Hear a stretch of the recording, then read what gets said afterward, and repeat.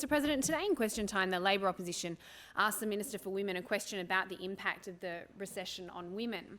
Now, there is plenty of research and almost weekly news coverage about the disproportionate impact of the recession on women. Proportionally, they've lost more jobs and more hours than men. The industries affected by shutdowns and restrictions are disproportionately women. At home, women are largely taking the brunt of increased care responsibilities. And there's even research, no surprise, that shows that during lockdown, women were now drinking more at home as a result of it all. I acknowledge that interjection.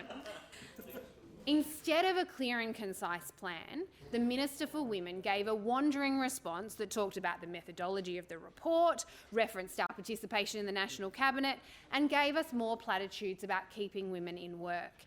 In a week that JobKeeper and JobSeeker payments are being cut, there are very real questions that are being raised about the impact of that on women, especially on single mums. Has this minister picked up the phone to her federal counterparts, even her brother-in-law, to raise these concerns?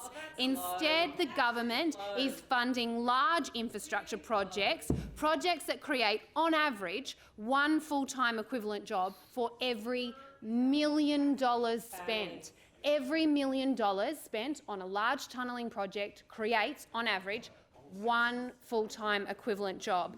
Instead, this government should be giving the legislated 2.5% pay rise for public sector workers, 60% of which are women, who would spend this money in their local cafes, their restaurants and on local tourism. It shows the real priorities of this government and it shows how out of touch they actually are.